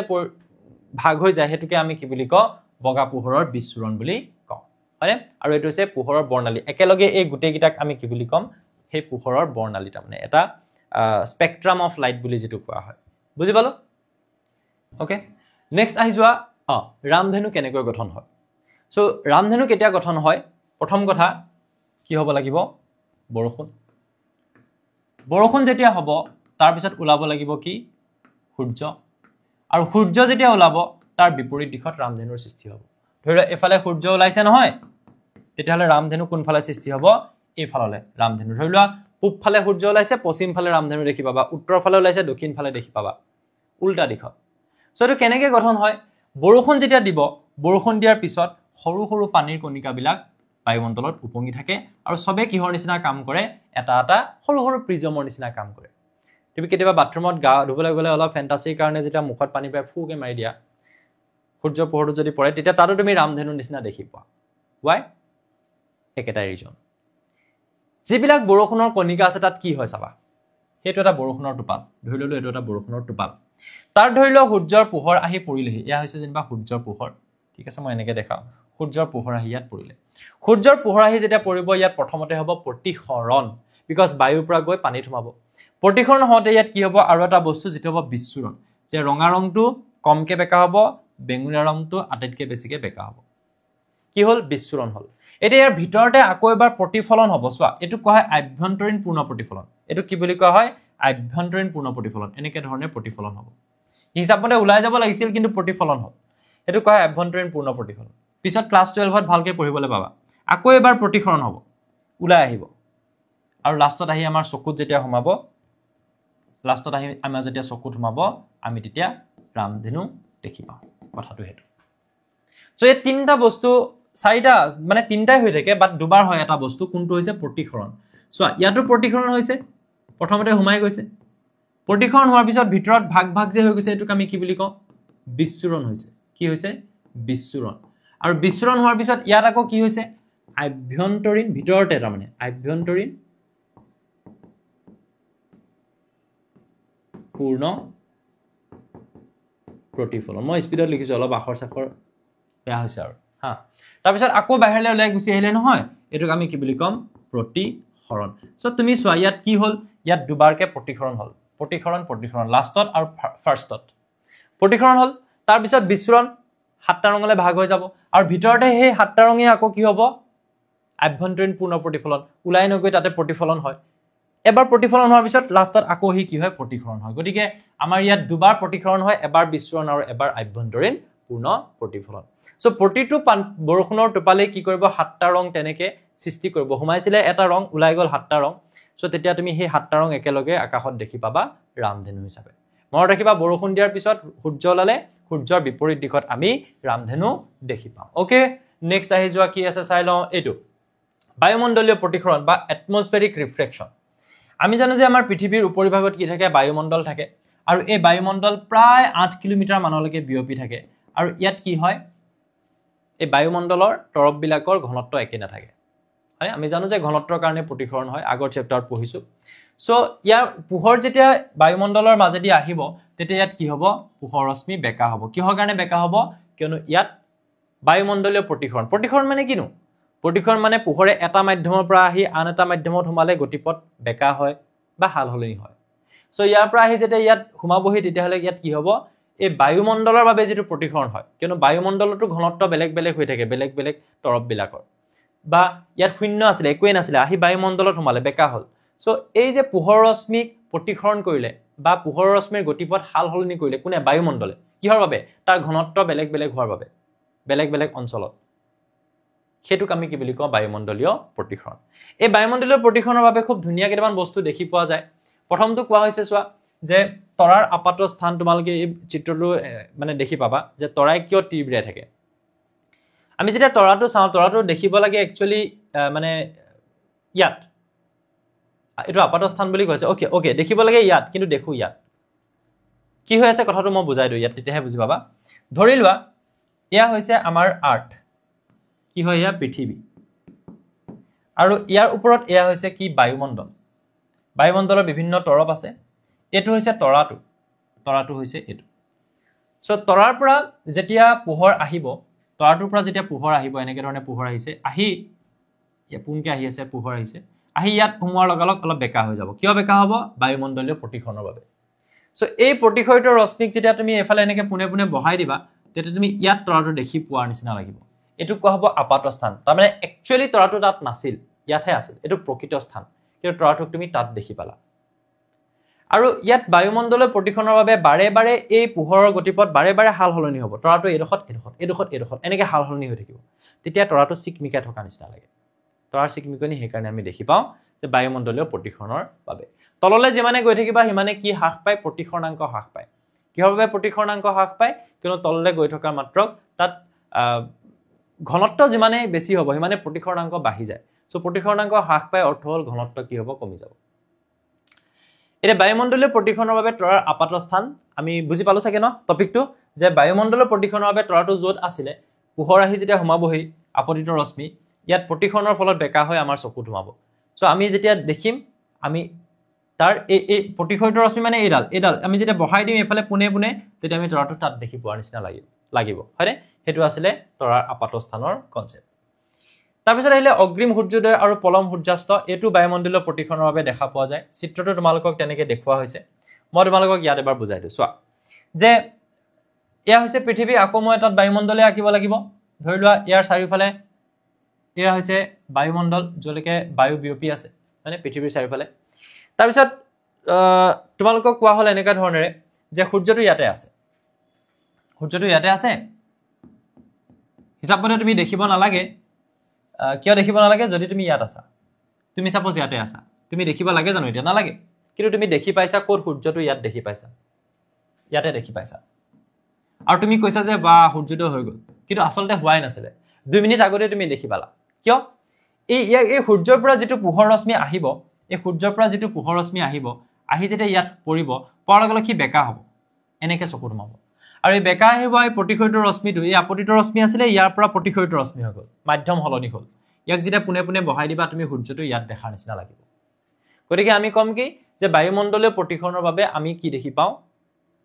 এই বস্তুটো দেখি পাওঁ যাক আমি কোৱা হয় অগ্ৰিম সূৰ্যোদয় বা এডভান্স সানৰাইজ আগতে দেখি পালো আৰু বেলি যেতিয়া মাৰ যাব তেতিয়া একেটাই কথা বেলিটো সাপোজ ইয়াতে আছিলে ইয়াৰ পৰা গৈ বেলিটো মাৰ গৈ ইয়া পালেগে বেলিটো আসলতে ইয়া পালেগে ইয়াৰ পৰা আগতে ইয়াৰ পৰা গৈ ইয়া পোৱাই নাই ইয়াত থাকুতে তুমি তাত দেখিলা এবাৰ তাৰ পৰা হি ইয়া পাই গলি কিন্তু তথাপিতো তাত দেখি আছে কিয় বেলিটো গৈ ইয়া পালে ইয়াৰ পৰা পোহৰ গৈ যেতিয়া তোমাৰ চকুত পৰিছে তুমি কিন্তু তাক বেকা হৈ যোৱাৰ বাবে এফালে দেখিছানে এনেকে দেখি পাইছা এই প্ৰতিখৰিত ৰশ্মিক যদি এফালে বহাই দিয়া সদায় ইমেজ বা প্ৰতিবিম্ব গঠন হয় প্ৰতিখৰিত ৰশ্মিৰ বাবে প্ৰতিখৰিত ৰশ্মিক আমি সদায় পুনে পুনে বহাই দিম আকৌ ইয়াক এনেকে কৰি আমি নেদেখো দৰ্জা এখন যদি আছে দৰ্জাখনৰ হেফালে কি ৰৈ আছে আমি এনেকে চাইডলে দেখিম জানো নেদেখো ন এফালে মিৰৰ এখন ৰাখি দিব লাগিব সেই মিৰৰখনতে আমি সেই মানুহটোক দেখি পাম আমাৰ চকুটো এনেকুৱা কিবা পাৱাৰ আছে নেকি যে দৰ্জাখনৰ চুকত মানুহটো সোমাই আছে তাৰ পৰা পোহৰটো এনেকে আহি আমাৰ চকুত সোমাই যাব সেইটো নহয় তাৰ মানে বুজি পাইছা পোহৰৰ ৰশ্মি সদায় সৰলৰৈখিকভাৱে গতি কৰে সো এফালৰ পৰা এনেকে যাব সূৰ্যটো আহি ইয়াত পাই গলি কিন্তু আমি তাতে দেখি আছো তাৰ মানে সূৰ্যাস্ত হৈ গল তথাপিতো আমি সূৰ্যটো দেখি আছো 2 মিনিটলৈকে কাহিনী একেটাই থাকে আগতে ইয়াত থাকুতে আমি তাত দেখিছিলো এবাৰ ইয়াত গৈ পোৱাৰ পিছতো আমি তাত দেখি আছো ইয়াত থাকুতে তাত দেখিছিলো ইয়াত গৈ পোৱাৰ পিছতো তাত দেখি আছো কথাটো একেটাই ন সো পিছৰটোক আমি কি বুলি কম ডিলে সানসেট বা পলম সূৰ্যাস্ত দুটা কিহৰ বাবে হয় দুটা বায়ুমণ্ডলীয় প্ৰতিখনৰ বাবে হয় ওকে বাৰ আমাৰ কমপ্লিট কোৰ্সটো জ্ঞানম টিউশন এপটোত এভেইলেবল হৈ আছে সো কমপ্লিট যেতিয়া আমি চ্যাপ্টাৰটো লেকচাৰ বাই লেকচাৰ আমি যেতিয়া চাম তেতিয়া আমাৰ বেছি ভালকে পঢ়া নিচিনা লাগিব উইথ ক্লাছ নোটস সো এতিয়া বস্তুখিনি অকমান ৰিভিজন টাইপ মই কৈ আছো হা নিজে এবাৰ পঢ়াৰ পিছত এই ক্লাছটো চালে অলপ বেছি সুবিধা হ'ব চাগে মানে পোহৰৰ বিক্ষেপণ বা স্কেটাৰিং অফ লাইট মই মনত পেলাই দিছো প্ৰতিটো টপিক এবাৰ ধুনিয়াকে উইথ কনসেপ্ট সো যেতিয়া পোহৰ গৈ যিকোনো এটা বস্তুত পৰিব ইনসিডেন্ট লাইট মানে আপতিত ৰশ্মি তেতিয়া হি সব ফালে চিটিকি যোৱাৰ নিচিনা হয় সব ডিৰেকচনত যেনেকৈ পাথৰ এটাৰ ওপৰত পানী পৰিলে সব ফালে চিটিকি যায় সো হেতুকে কোৱা হয় স্কেটাৰ লাইট বা স্কেটাৰিং অফ লাইট বা পোহৰৰ বিক্ষেপণ বুজি পাইছা পোহৰ ৰশ্মি যেতিয়া আহিব আহি যেতিয়া কোনো এটা বস্তুত পৰিব পৰাৰ পিছত যেতিয়া পোহৰৰ ৰশ্মিৰ গতিপথ সলনি হ'ব তাক আমি কি বুলি কম স্কেটাৰিং অফ লাইট সব ফালে চিটিকি যোৱাৰ নিচিনা হ'ব পোহৰৰ ৰশ্মিৰ গতিপথ কেতিয়া সলনি হয় বেলেগ এটা মাধ্যমত সোমালে প্ৰতিখনৰ বাবে হেতু এটা বেলেগ আৰু সৰু সৰু পাৰ্টিকল বিলাক যেতিয়া মুখৰ আগত আহিব কিবা এটা অবস্ট্ৰাকল বা কিবা এটা বস্তু যেতিয়া মুখৰ আগত আহে পোহৰৰ গতিপথত তেতিয়া পোহৰৰ গতিপথ তেতিয়াও হাল হলনি হয় কাখেদি বেকাকে গুচি যায় সো এইটো কাৰণত আমি কি দেখা পাওঁ বিক্ষেপণ সো বিক্ষেপণ মানে কি হয় যে পোহৰ ৰশ্মিয়ে গতি কৰি থাকোতে তাৰ গতিপথত যদি যিকোনো বস্তু আহে তেতিয়া হলে তাৰ কাখেদি গতি কৰে আৰু সেই বস্তুটোকে কোৱা হয় কি বুলি বিক্ষেপণ বা স্কেটাৰিং অফ লাইট এতিয়া আমি ইয়াক উইথ এক্সাম্পল যদি চাও এই জংগলখনত যে তোমালোকে দেখিছা সূৰ্য পোহৰ ৰশ্মি আহিছে সৰু সৰু পাত চাত বিলাক আছে তাৰ কাৰণে পোহৰ ৰশ্মি বিলাক দেখিছানে চিটিকি যোৱাৰ নিচিনা হৈছে গতিপথত ডাৱৰৰ মাজেদি যেতিয়া সূৰ্যটো এনেকে পোহৰটো আহে তেতিয়াও চিটিকি যোৱাৰ নিচিনা লাগে পোহৰ ৰশ্মিখিনি এইবিলাক স্কেটাৰিংৰ বাবে হয় বা এইবিলাক কিহৰ বাবে হয় পোহৰৰ বিক্ষেপণৰ বাবে হয়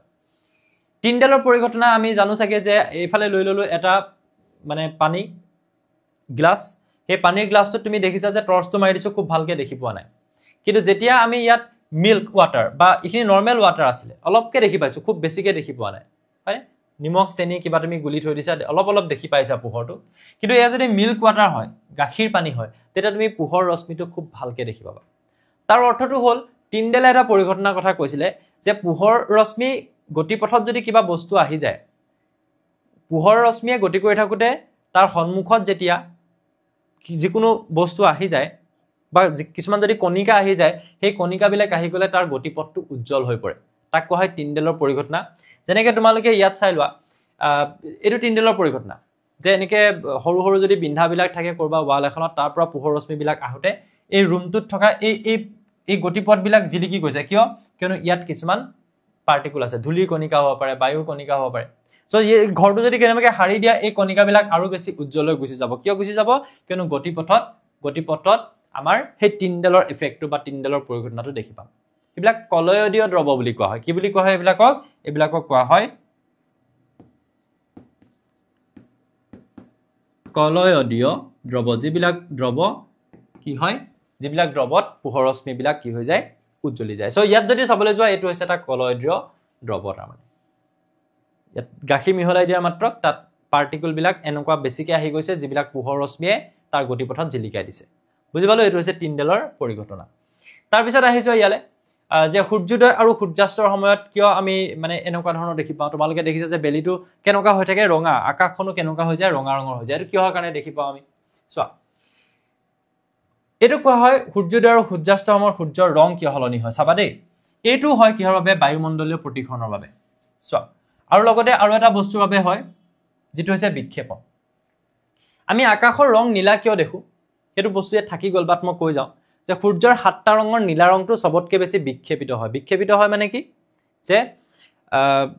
নীলা ৰংটো তাৰ মানে এই যে মই বিক্ষেপণৰ কথা কৈছিলো বায়ুমণ্ডলত যে পাৰ্টিকুলবিলাক থাকে বায়ুমণ্ডলত কি থাকে সৰু সৰু কিছুমান কণিকা থাকে না থাকে সো এই কণিকাবিলাকে নীলা ৰংটো বেছিকৈ সব ডিৰেকশ্যনত ছিটিকাই দিয়ে তাৰ মানে বুজি পাইছানে বিক্ষেপিত হয় যাৰ বাবে আমি নীলা ৰং দেখি পাওঁ এটা তেতিয়াহ'লে স্যাৰ সূৰ্য মাৰ যোৱাৰ সময়ত কি হয় কেছটো চোৱা সো বেলিটো সাপোজ ইয়াতে আছে সূৰ্য ডুবিবৰ সময়ত একদম দুপৰীয়া সময়ত বেলিটো ইয়াত থাকে আৰু মাৰ যাবৰ সময়ত ইয়াত থাকে যেনিবা ইয়াত উদয় হ'ল ইয়াত পালে আৰু ইয়াত বেলিটো গৈ মাৰ গ'ল সো যেতিয়া বেলিটো একদম দুপৰীয়া সময় হৈ থাকে তেতিয়া বেলিটো কেনেকুৱা হৈ থাকে বগা ৰঙৰ হৈ থাকে কিন্তু সূৰ্য যেতিয়া উদয় হয় তেতিয়া প্ৰায় ৰঙা ৰঙৰ নিচিনা হৈ যায় আৰু মাৰ যোৱাৰ সময়টো ৰঙা ৰঙৰ নিচিনা হৈ যায় কিয় সো তুমি নিজক ইমাজিন কৰা যে তুমি ইয়াত আছা তুমি ক'ত আছা তুমি ইয়াত আছা সো এতিয়া যেতিয়া তুমি সূৰ্যটো চাবা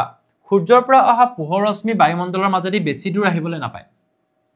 ইয়াত যদি তুমি চোৱা সূৰ্যৰ পোহৰ বায়ুমণ্ডলৰ মাজেদি বেছি দূৰ যাব ইয়াতো যদি চোৱা সূৰ্যৰ পোহৰ বায়ুমণ্ডলৰ মাজেদি বেছি দূৰ যাব সো ইমান বেছি দূৰ যাওঁতে ইয়াত বিক্ষেপণ আটাইতকৈ বেছি কি হয় বুলি কৈছো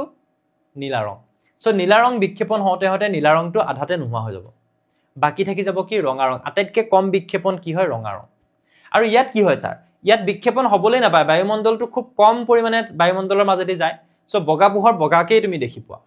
তাত বিক্ষেপণ হ'বলৈ সুবিধাই নাপায় বগা ৰংটো 7টাত ভাগ হৈ তাৰ নীলা ৰংটোৰ বেছিকৈ বিক্ষেপণ কৰি নীলা ৰং দেখুৱাবলৈ সময় নাপায় ইয়াত বিক্ষেপণ হ'বলৈ সময় নাপায় বিক্ষেপণ মানে কি কৈছো যে বগা পোহৰ যেতিয়া আহিব যেতিয়া এই বায়ুমণ্ডলত থকা কণিকাবিলাকত খুন্দিয়াব তেতিয়া নীলা ৰংটো বেছিকৈ চিটিকি যোৱাৰ নিচিনা হয় সেইটো হ'বলৈ সুবিধাই নাপায় খুব কম পৰিমাণেহে বায়ুমণ্ডলৰ মাজেদি পাৰ হৈ যাবলৈ পায় যেতিয়া দুপৰীয়া সময় হয় যেতিয়া বেলি উদয় হয় সেই সময়ত বায়ুমণ্ডলৰ মাজেদি বহুত দূৰ যায় সো নীলা ৰংটো বেছিকৈ বিক্ষেপিত হয় হওঁতে নীলা ৰংটো শেষ হৈ থাকে শেষত কি থাকি যায়গে আটাইতকৈ কম বিক্ষেপিত হোৱা ৰঙা ৰংটো থাকি যায় সাপোজ তোমাক মই ক'লো যে নীলা পেনটা দিলো ৰঙা পেনটা দিলো তুমি সবতকৈ বেছিকৈ নীলা পেনটোৱে লিখা সো বেছি সময় যেতিয়া লিখিবলৈ দিম নীলা পেনটোৱে লিখা ৰঙা পেনটোৱে তুমি কি কৰা মাৰ্ক কৰি দিয়া সাপোজ ব্লু কালাৰ এটা পেন দিলো তুমি লিখিলা কিবা কিবি আৰু তুমি মাৰ্ক কিহে কৰিলা ৰেড কালাৰ পেনটোৱে